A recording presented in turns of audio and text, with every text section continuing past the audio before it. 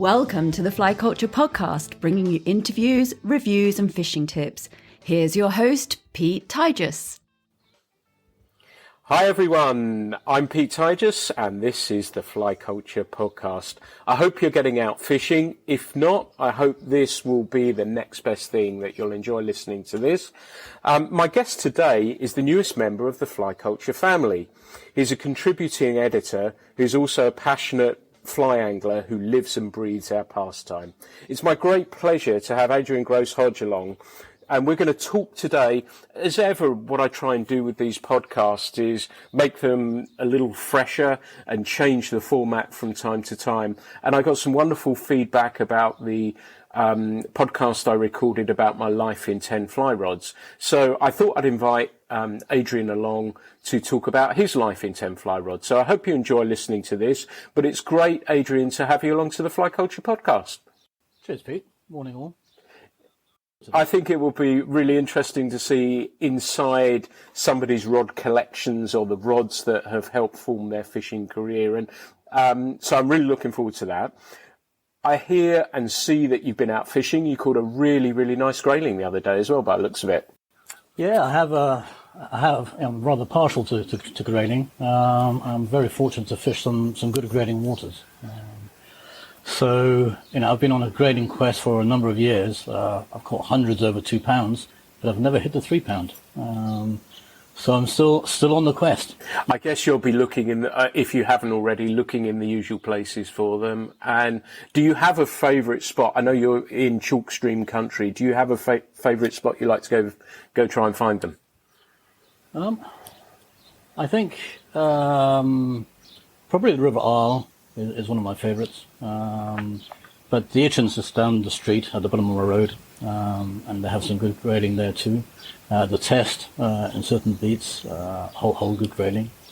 So that's basically my stomping ground. That said, I'll travel anywhere, whether home or abroad, to see if I can catch a nice grade.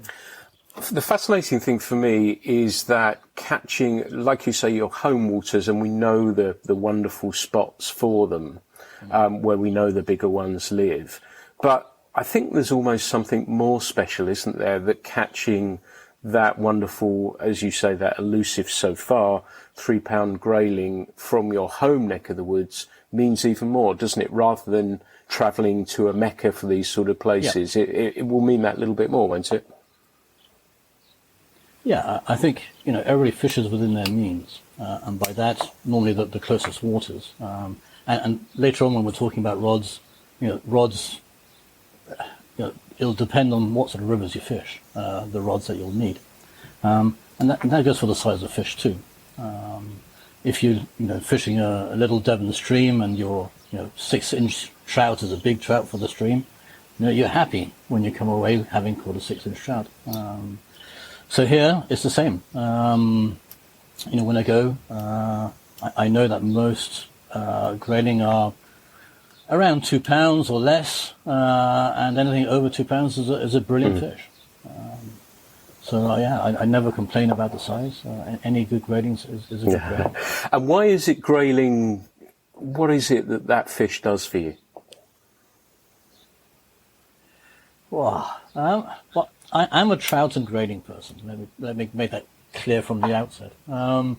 So I think grading came later on in life. As you'll find out later, or very soon, my fishing was always been abroad. I only got back to the UK in 2000, I think it was. So I didn't really have experience of grading fishing until I got back. And as a new species, I just loved the way they look, their behaviour, but I've been addicted to them ever since, really. And the smell as well, isn't it? I know the podcast I recorded with Gerald, the smell of that fish, and what slippery little suckers they are too, aren't they? Yeah, I mean, the smell is one thing, but the coloration, the colours, the pigmentation, in the autumn when they're all coloured up, absolutely stunning fish. beautiful to behold. You'll look forward to when you see I know we were talking off mic about the autumn edition of Fly Culture that I've just sent off to John for design, and there's some beautiful close-up shots that John Grindle, who is fishes the Froome, actually, talking about grayling, has taken, and they're absolutely beautiful. I'll try and show them to you at some stage as well, but they're absolutely stunning shots, and they're incredibly photogenic fish, aren't they? They are, absolutely. Absolutely. Yeah. With their puckered lips and big dorsal fin, and just the millions of stripes that go through their body, and the little scales and the different coloration. It's beautiful. Yeah, fantastic. Well, let's. First of all, I'd like to say how thrilled I am to have you as part of the team of Fly Culture as well. It's been such a seamless fit, and I know you've been in a couple of the editions now, and obviously will continue to be so. So I'm absolutely thrilled to have you as part of the team, and so thank you for coming along and joining us. It's been wonderful to have you.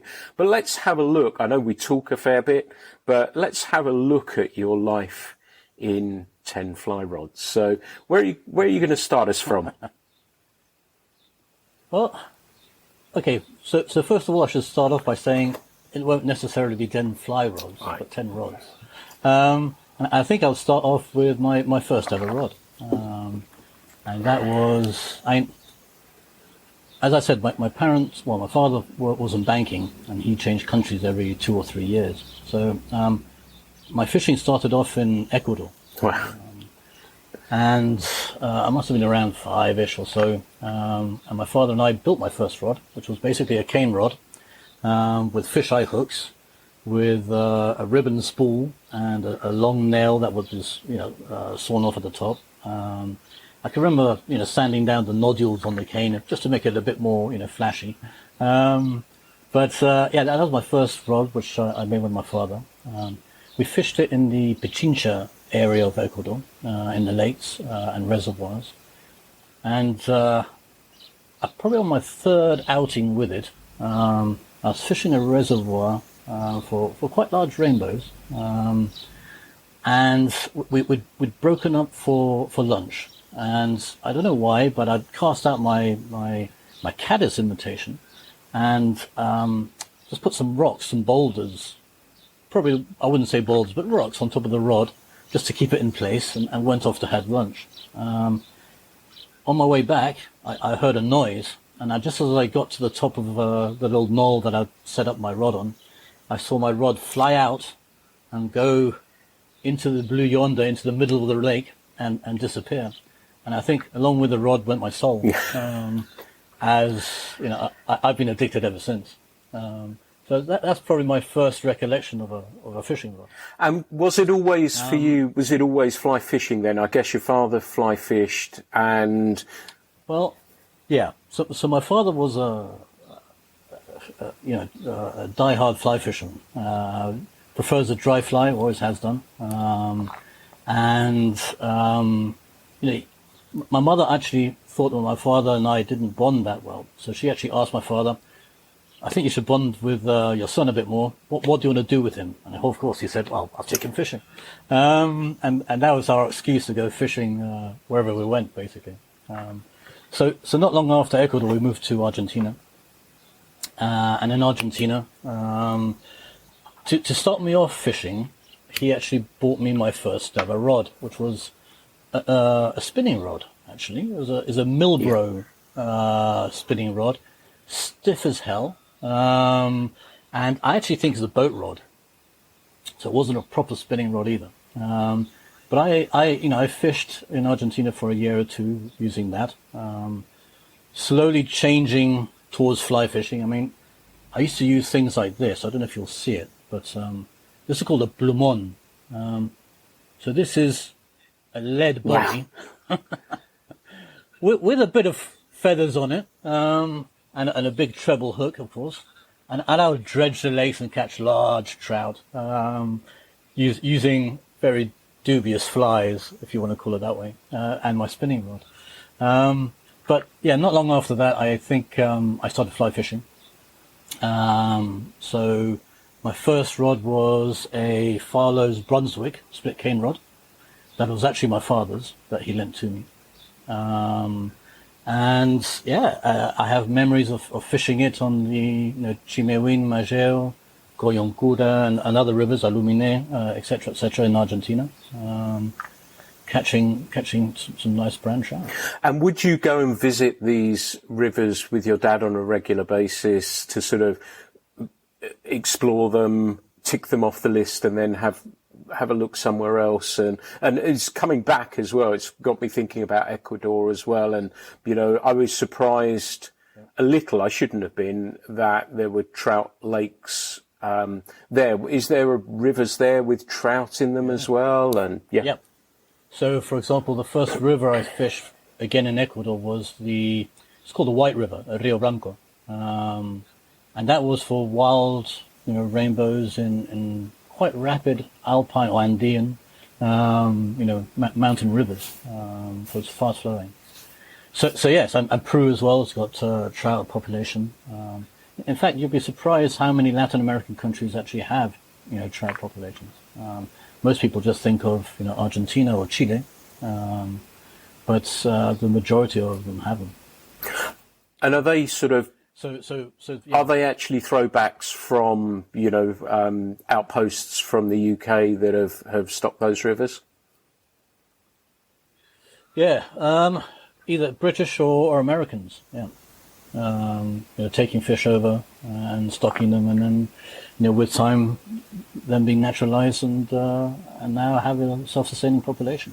It's amazing hearing about all these places, given, we know obviously New Zealand, South Africa, all even Bhutan, places like that. But some of these others that trout have made it to may not always be as well known. And it's fascinating to learn about those. And I know I've got the book.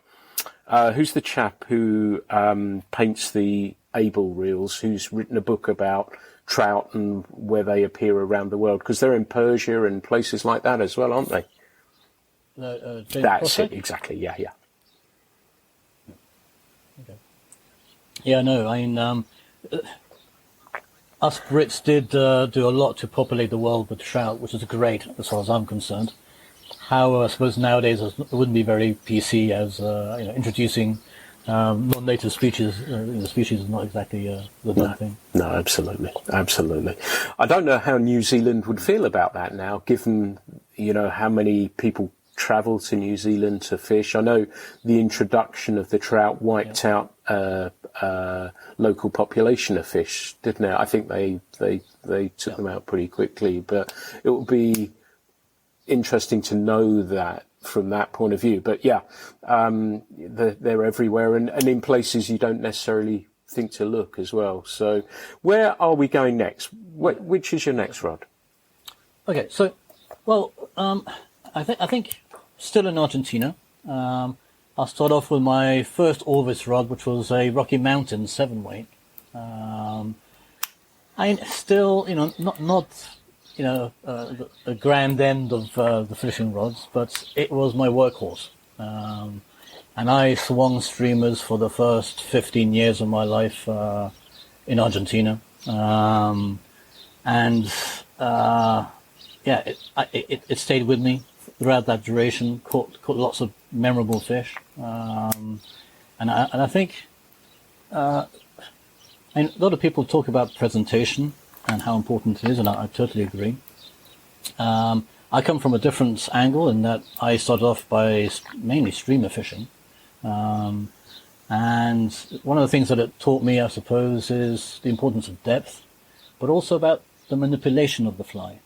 So one thing is the swinging flies, that's okay. But another thing is, when you're manipulating the fly and making it or giving it action, which I found improved hookup rates and things like that. So I think those are two important aspects of fishing. So whether you're nymph fishing or streamer fishing or even dry fly sometimes, it's the ability to manipulate your fly. Yeah, and like you say with the dry fly, a little twitch of a fly every now and again will work really, really well. Now, I guess that was a couple of years ago that you were streamer fishing, and obviously it's become very popular over here in the last few years.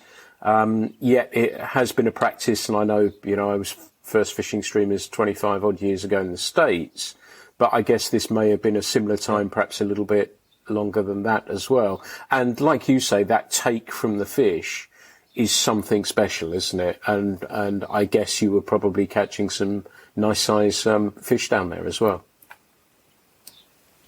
Yeah, I mean, well, as salmon fishers experience, I suppose, as well. When you're swinging flies, the take.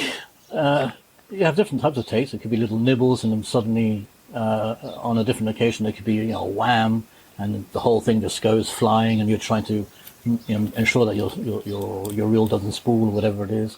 So different situations, different takes, but any take is good. My favorite obviously would be a take on a dry fly, a nice leisurely take. There's nothing quite like it, but a good hit on a streamer.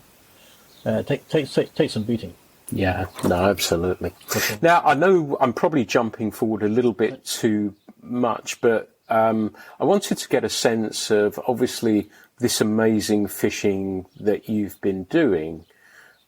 How did you adjust when you came back to the UK then to the different sort of fishing and how fishing is approached? Was that a difficult transition to make? Not really. To be honest, in some cases, yes. So whilst I was, abroad fishing, I was actually sent to boarding school over in the UK. So it's from the age of 8 onwards. And I'm a West Country boy. So I went to Buckfast Abbey on the River Dart from the age of 8 to whatever it was. And just above the salmon steps where Holybrook comes in, I used to forge my own rod and a string, and I'd catch sea trout, brown trout, and salmon. Towards the end of my time there, that's when UDN came in, and the salmon population were a bit decimated and a bit manky by the time they got that far up the river. But the sea trout and the brown trout were great. I then went to uni at Exeter, so I was, fishing the Ex, but mainly, the East and West Dart and things like that. And of course, I spent a lot of time at the Arundel Arms, first with Roy Buckingham, and then with David Pilkinson. But just fishing, the tamer, the lid, thrushel, wolf, innie, etc. So from very large rivers where you swung flies, I went to small, intimate streams and rivers, and so I suppose that's the biggest change. So it's no longer about distance. Charles Cotton in 1676 coined that term to fish far and fine off. To fish fine and far off, which is true in certain types of rivers, but in the rivers that I fish, 20 feet is all you need, if that. Most fish are, just at the bottom of the rod tip, really, if you're stealthy enough. So yes, there was a few changes. Also fishing the dry fly was a big change. Again, learning the different types of flies. I think more than casting from people like Roy Buckingham, I learnt about rivercraft and entomology, I suppose. In fact, entomology, I think I was in the first Southern Riverfly Partnership group. And one of my memories from that was, of course, spending the day with John Goddard, who was partnered with me. Wow. So John, spent the whole day explaining very patiently to a novice, fly life cycles and everything else. But all those aspects are absolutely fascinating. And I think, learning rivers. Yes, small rivers are easier to read.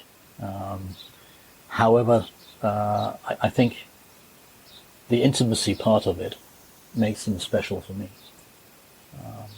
they just take me to a different world very rapidly. As soon as they get down into the river, that's it. Everything else seems to shut out, and I'm in a world of my own. That's lovely. Yeah, no, I'm with you on that. And the reason I asked that question, and you've pretty much answered it for me, is that I get the sense that everything is good as far as you're concerned when it comes to fishing. And that, absolutely. That I hope. I have to confess, I have never fished for salmon. I've caught one salmon, but I've never held a double-handed rod. I've never fished for salmon per se, but I have fished. I lived in Bahamas for 3 years, so salt water and things like that. Obviously of interest too. But the small streams of, especially the UK. I say especially the UK. I'm also a destination angler, so I travel the world, fishing. But Devon small stream fishing, or in the southwest, could be. Some other rivers around the area, but you can't beat them. You can't beat them. It's home. Yeah, well, I'm lucky to call it home, and I agree with you. And I'm sure listeners may not have heard of those little streams that Adrian's mentioned, but they really are wonderful. And I've been lucky enough to fish, I think, probably every one that you've mentioned there, and some, and they're very, very special to me. And I'm in agreement with you about small streams as well, how intimate and close you are with everything, and like you say, you're shut away from the world. And I really, really love them. They'll always be my first love, and will continue to be so. So where are we going next with the rods? Before moving on very quickly, during that period, I suppose I fished cane more than anything else. So I'm a Farlow's cane rod man. So apart from the Brunswick that I started off with, I have a couple of Stream series rods, and also one of those Michel and Pizon parabolic rods, anywhere between 6 and 8.5 feet. And 3 to 5 weight. So I use those mainly down there. And I think that was a period of my life that I really enjoyed the cane. So moving on from there, I suppose I've mentioned Orvis. Now Orvis for me, I've always produced real workhorse type rods, especially to people possibly with lesser means like myself, being a teacher. So I've used a lot of different Orvis rods, clear water rods in 4 to 6 weights, Rocky Mountain series. But I think the two that stand out for me are probably the Superfine series and the T3. Probably because of my casting style. I think they're a bit more forgiving. I think I'm guilty of what Norman MacLean said in A River Runs Through It, that basically until a man is redeemed, he will always take a fly rod too far back, and I do that. So they give it, they're a bit more forgiving maybe. I've had I still use some of the saltwater rods that I have, which are T3s, 6 to 8 weights for bonefish and things like that. But I think the Superfine series, small streams again. I have a 6.6 4 weight, a 7'3" weight, for example. I think it is. But I love that series, and I've caught a few fish with them. And as I said, small stream is definitely one of the things that I've always enjoyed. And as I said, those rods, I don't treat my kit very well, I have to confess, but they've survived, and I think that's half the battle. Yeah, nice choice. I know I had the Superfine trout bum, which they did for a short time in a 1 weight, which I like. I suspect you're similar, that you like to fish light lines and really, really great series of rods. And then the T3, was that ahead of the Helios? Was that the range, or was there one before that? There could have been one before. I honestly don't know. But the T3 for me, I fished a 5-weight for a number of years. I still use the 6 and the 7 weights. But I think it's a lot of modern rods are fast and quite tippy. And maybe it's an age thing. With age, I've got a bit sloppier and more relaxed in my casting stroke. I don't know, but no, definitely. I think the T3, more than anything else, is just simply down to it suited my style. Yeah. I think I've still got an old Trident, which was the range before that, lurking. Yeah, I've got a Trident. Yeah, lurking around in a cupboard somewhere. Absolutely. Yeah, I forgot about that. Yeah, we're going down a real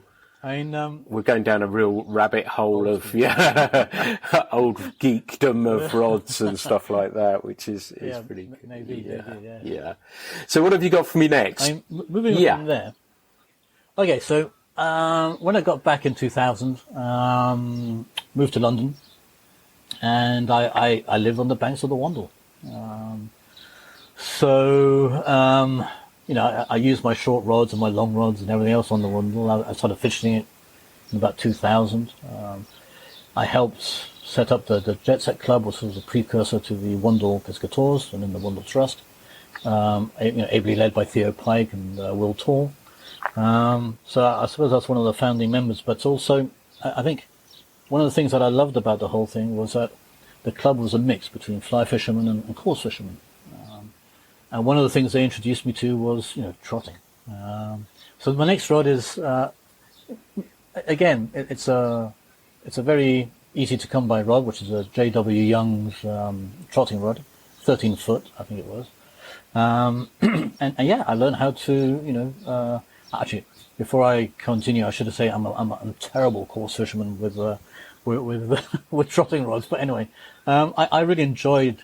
I had a Adcott Stanton reel, which just ran forever. I still have it.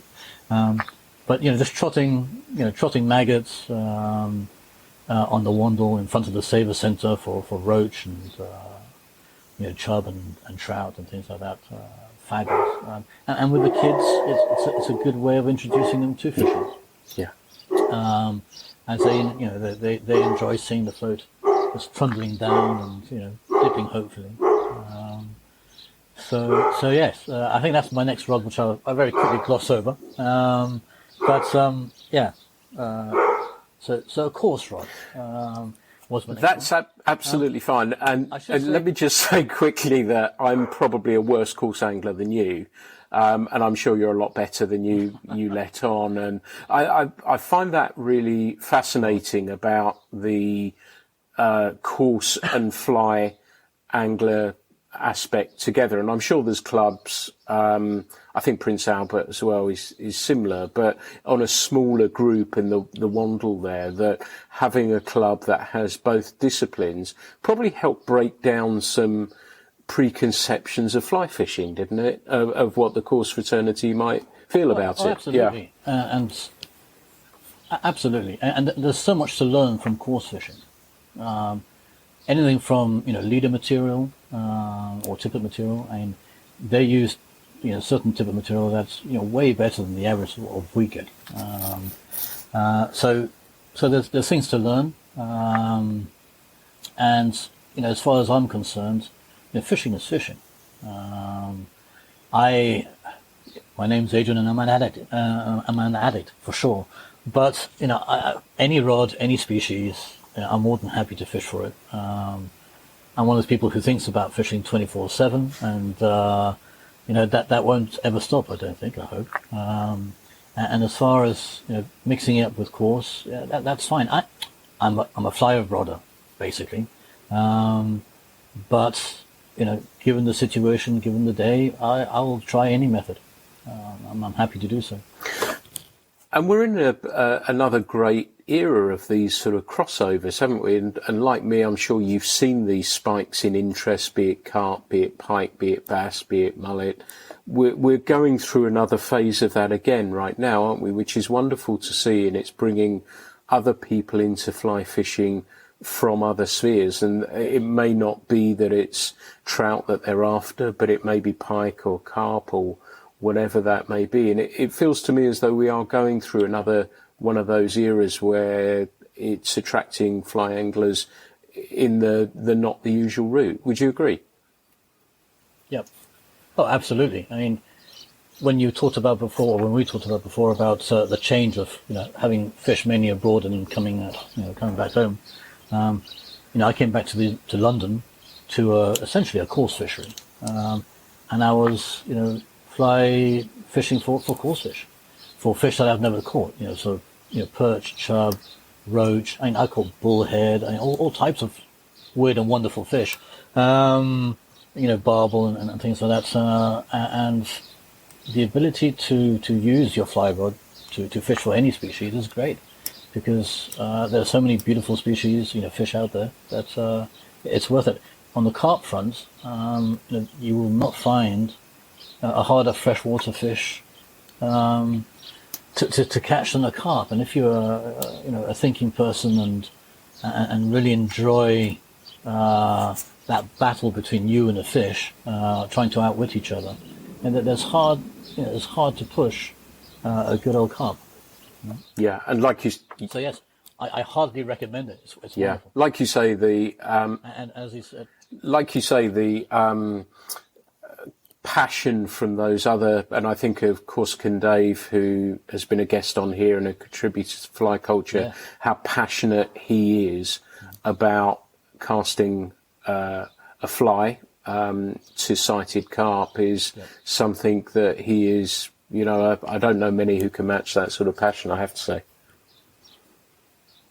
Yes, no, I think I think his passion for casting to wild carp and moving away from the lake scene and the heavy feeding scene, I think is definitely, as far as a fly rodder goes, of great interest, and I think it's the way to go.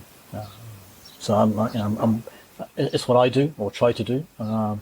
Only just starting out, so that's a whole new area for me to work on, and I'm looking forward to it. Hopefully I'll hook up with Dave and do some fishing with him too. I'd love to do that too, I have to say. I think it'd be great fun on the water as well. So what have you got for me next? Okay. So like everybody, when you're into fishing, slowly but surely you start thinking about better quality kit, and I'm a tackle tart. Okay.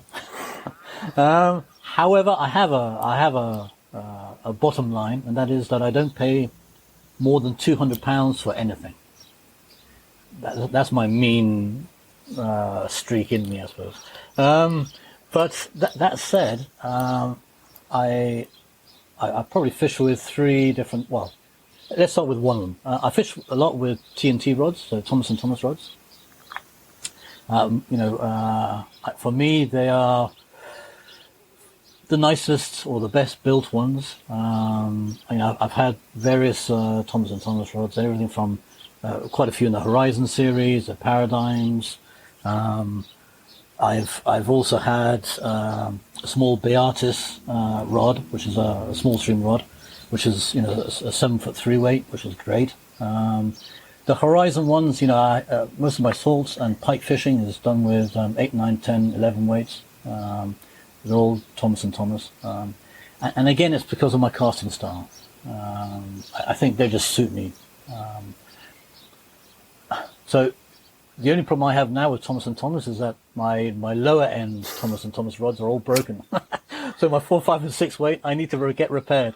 But the problem now is, I have to send them off to America, and the cost to have them sent back and things like that is, quite steep. So at the moment I'm holding back on that. But for me, the Thomas & Thomas rods are probably my favorite. That said, my next one would have to be my Sage rods. Well, let's go back quickly to Thomas & Thomas for a second, because I think, because you're going on to the next brand as well, which we all know and love very much. But I've owned Thomas and Thomas rods. I had a Vector, an 8.5 foot 5-weight Vector, which I bought, I think, from Farlow's. And I was going through a spell of just trying to find tackle that was a little bit different, that not everyone was using, and they fitted that brief really, really well. And I think we've got a couple of outposts in the UK where you can buy a new rod, but not many. Do you think there's a reason why those have not got the, I think of Winston as well, for example, that have a massive following in the US and elsewhere, that have never really got the foothold. I know Foxton's were the place to go to for those in Wales at the time, but both of those brands have not really got the support from anglers that they possibly deserve. Do you think there's any reason for that? Yeah. I think marketing is one thing. I think the Americans always saw, Hardy and mainly Hardy as a big competitor here in the market. Orvis obviously came first, so their rods were well placed within the market. So they just thought high end rods, £500 to £1,000 nowadays, £500 to £1,000. Hard to place in a market that already, I suppose, either goes for a Hardy or a Sage rod. But I think both Winston and Thomas and Thomas, I think the marketing has been maybe targeting high-end individuals, or not the mass market anyway. I don't think they've been as interested in the mass market as Orvis or Sage or something like that. So I think the marketing strategy has been different. That's a good point. And I do wonder if social media, when they were first sort of, becoming apparent in the UK, how that may have made things a little bit different over here. And, I often think that people think these are absolutely huge companies, and they're not. I've been to the Winston factory. I've driven past it. It was I think it was a Saturday or a Sunday, and I ended up just going to fish the Jefferson, which is down the road from where they are. And it's not a huge company, and it sometimes breaks my heart when people go after a company and they're not great, huge concerns. And I think sometimes we may forget about those things as well. And they're doing the best that they possibly can, and trying to bring out interesting and different products as well. And I kind of like that, flitting around and finding stuff that's a little bit different. And even I'm thinking about G. Loomis for a second now, actually, while we're talking, that that's had a relatively good foothold in the UK, and that seems to have drifted away a little bit. And it shows how hard it is to maintain a brand in the UK. And I guess we don't have a huge number of fly anglers, so it may be that it's not an interesting marketplace for these people. But well, that's a whole new area. As in market-wise, we're small.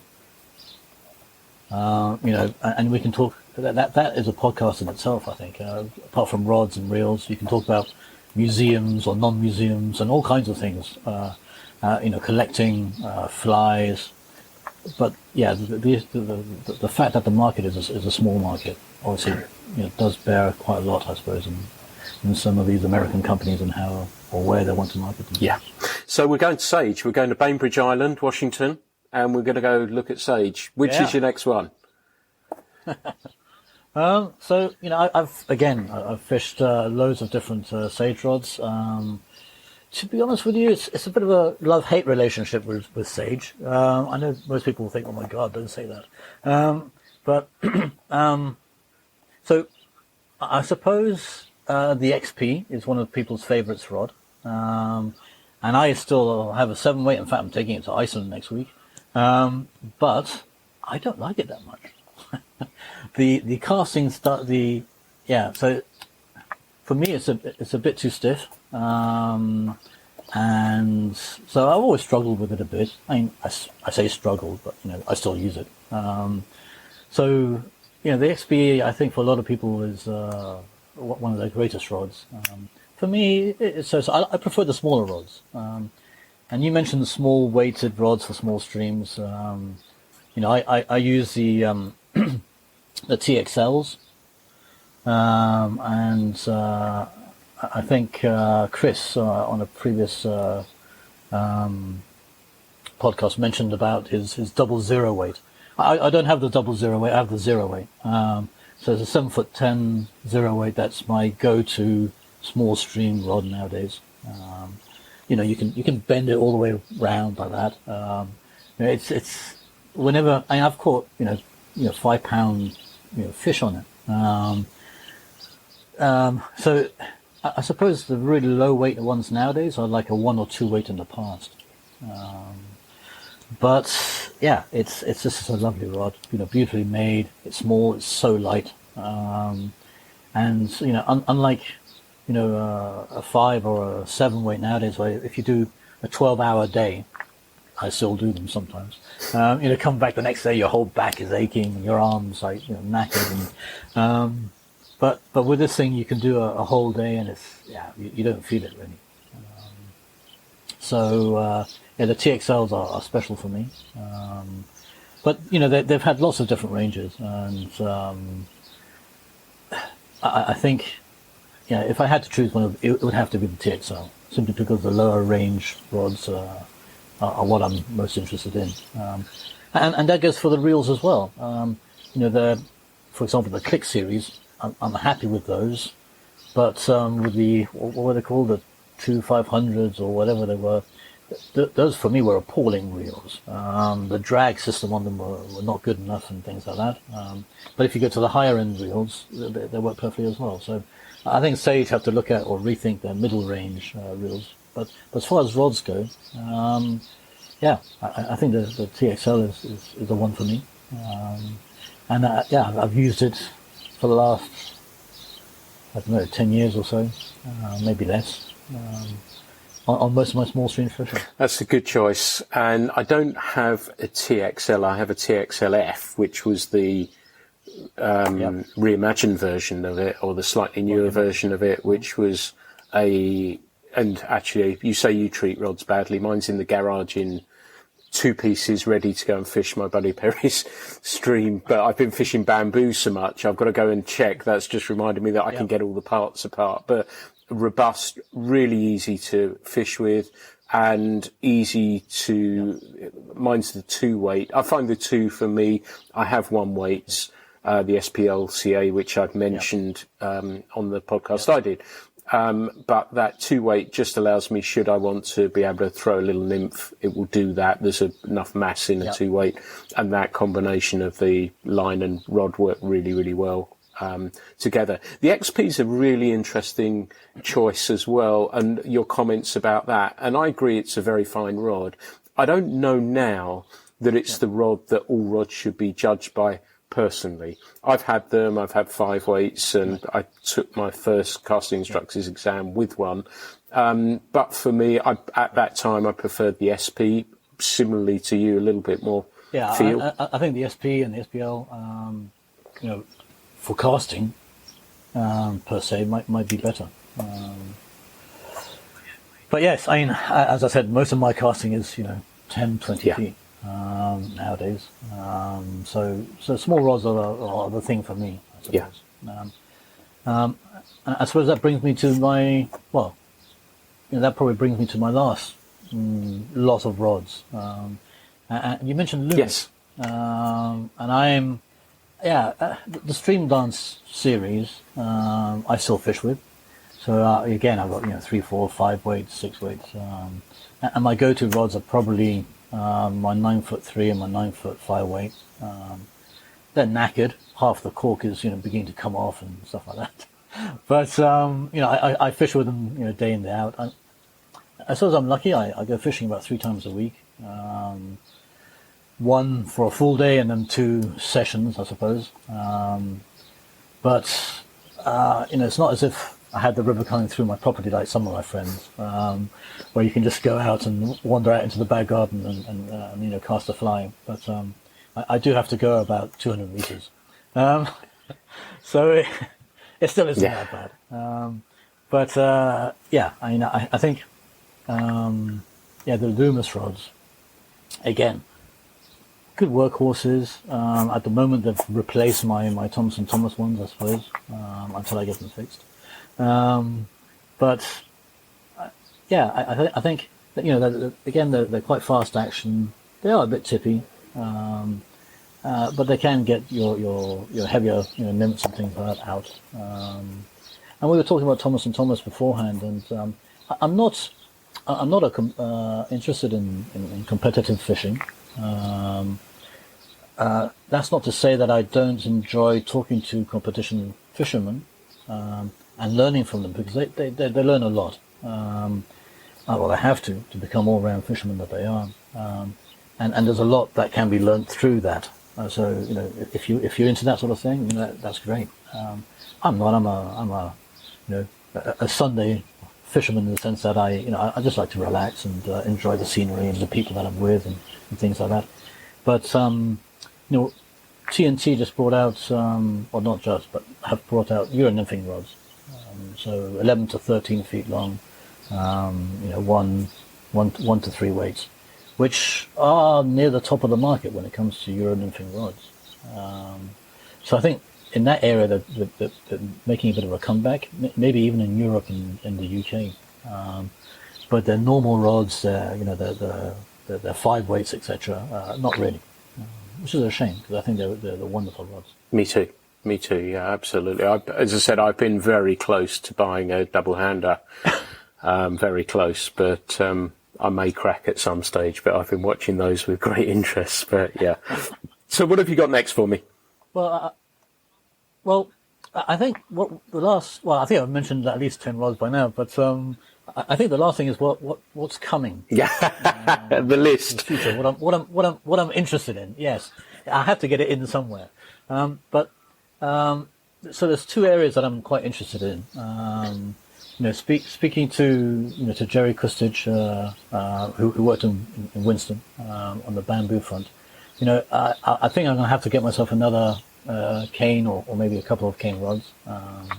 I'd like to get one from a British maker and another one maybe from American. Again, small stream is what I'm looking for.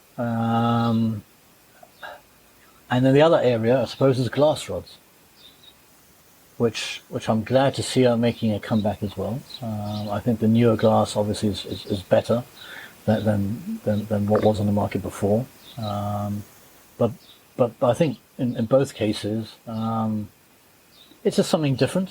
I think I'm looking forward to trying them out and seeing what they're like.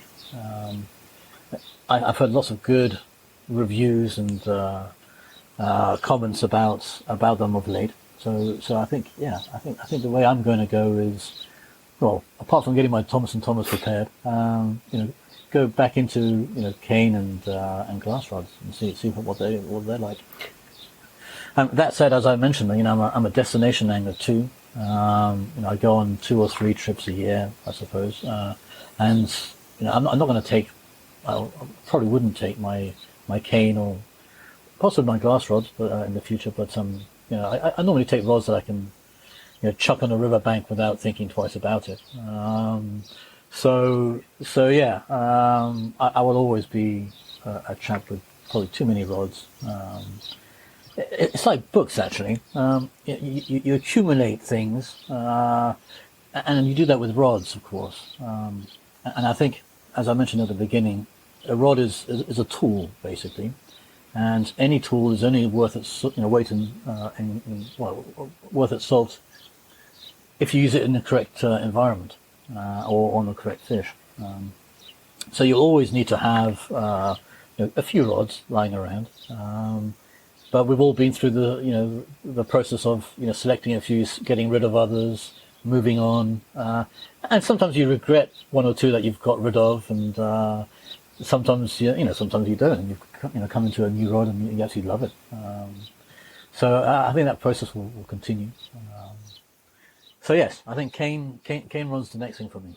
That sounds really cool, and as you probably are aware, that's exactly the route I've gone down now, and having fished cane for a long, long time, and now pretty much exclusively fishing it. And you talk about travel as well, and as you know, we were going to have the Fly Culture Italian job, which was due next month, and we decided it was best to postpone it for a year. We sort of kept that option, and Vito's held the same time next year for us. But I did a podcast with Luke Bannister on the river, and he, and I must mention Adam Rawson as well, and I'm sure there's lots of other makers in the UK as well, but because I know those two guys, his rod, I ordered one, I got suckered in. It was one of those typical frenzied moments, and Luke, Luke is one of those salesmen that doesn't do anything and lets you make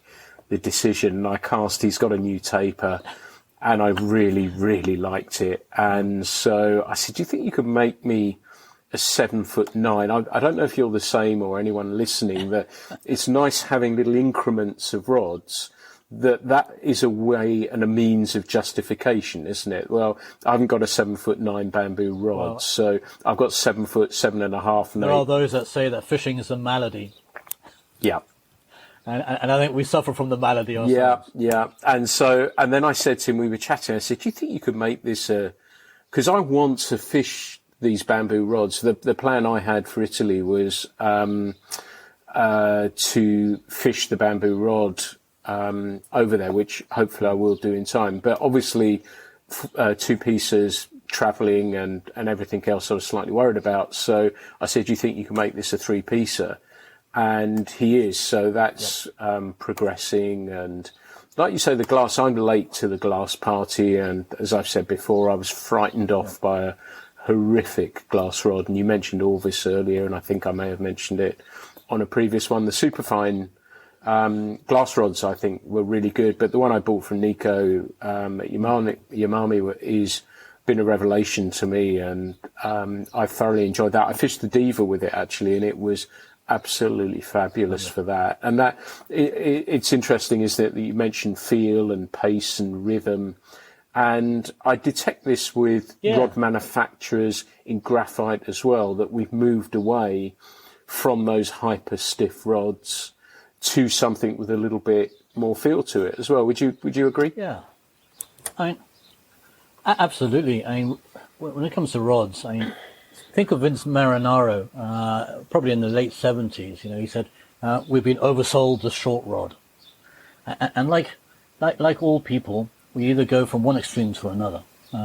So from short rods, we've gone now to super long rods, and we all know that the workhorses are somewhere in the middle, probably.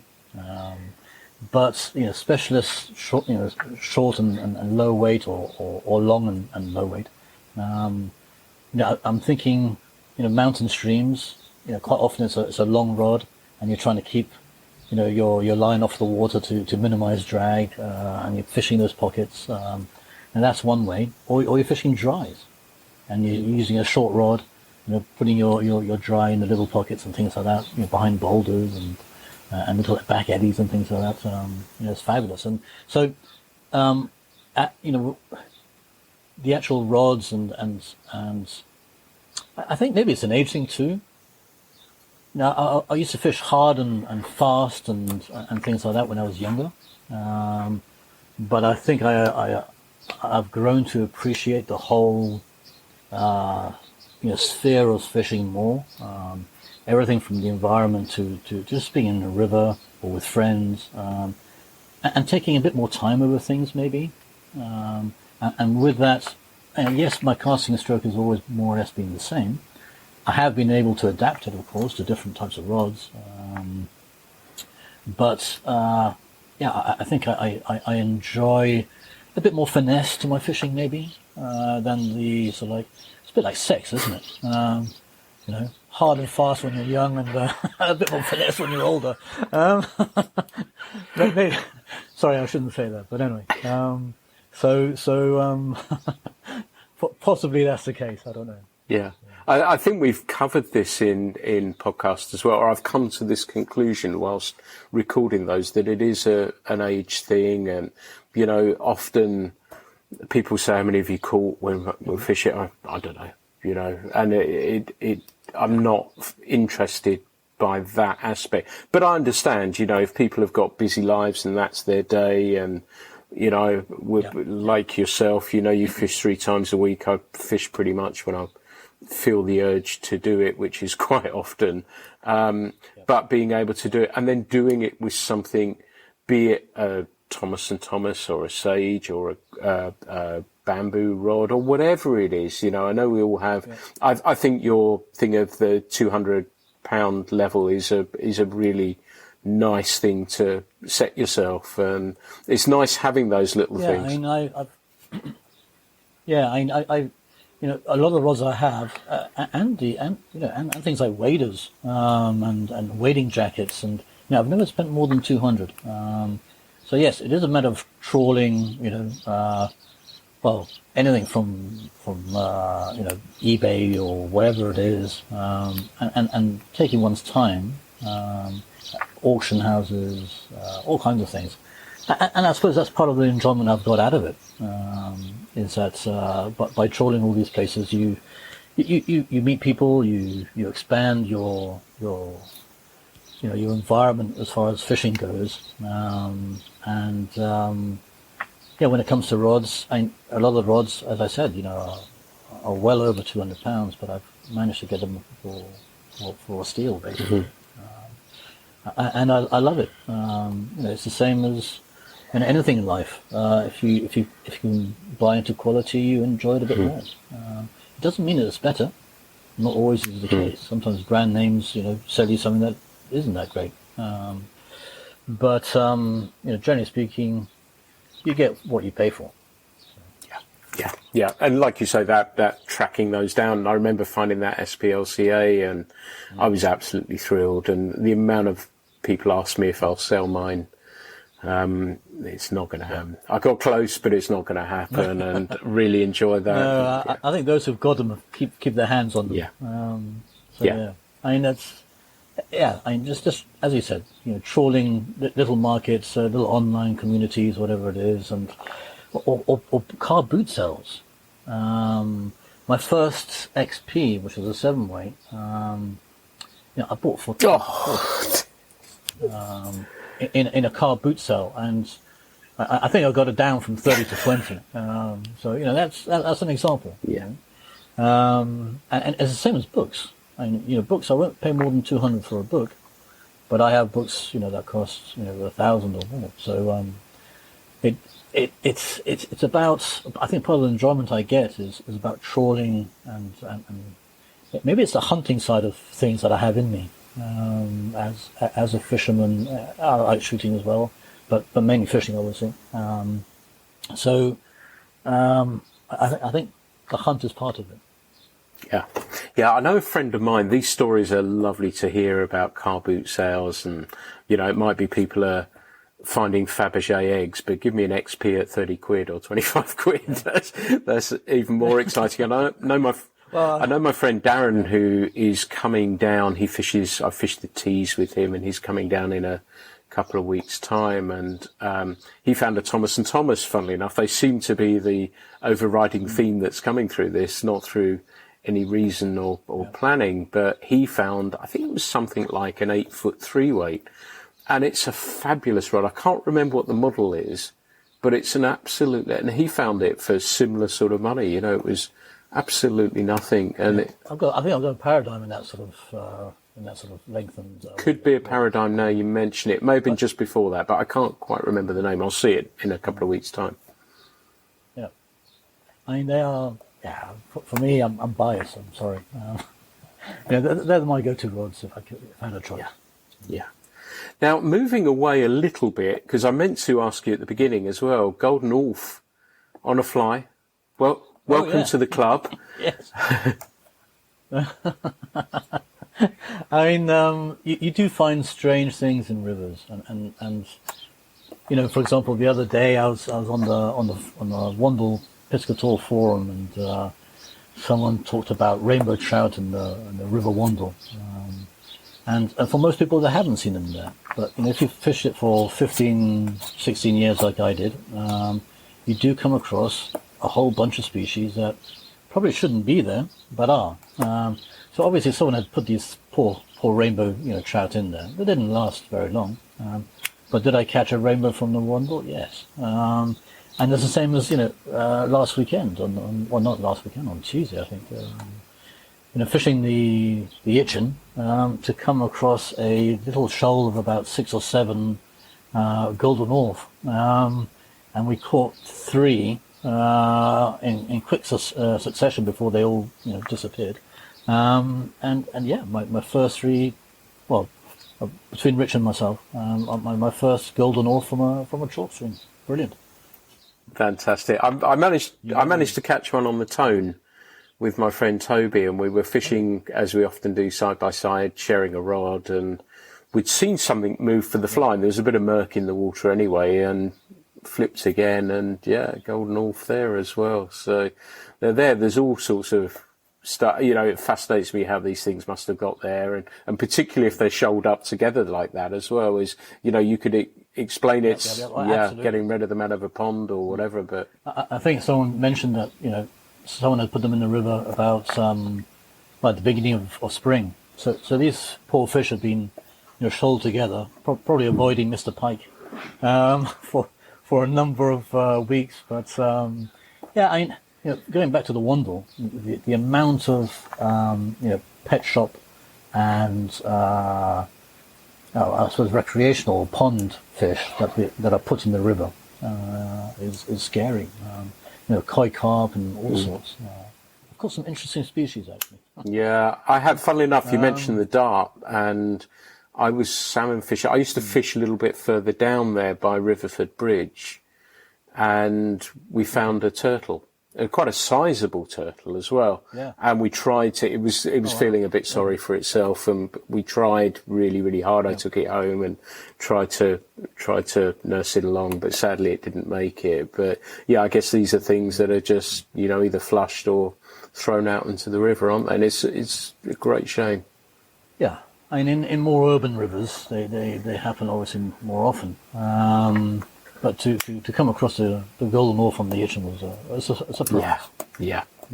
So where's your next, when conditions allow, you said you like to travel. Where's your next trip going to be to? Where you're Iceland next week, I guess you said. Well, yeah, so exactly in 1 week today, I'm off to Iceland for about 10 days.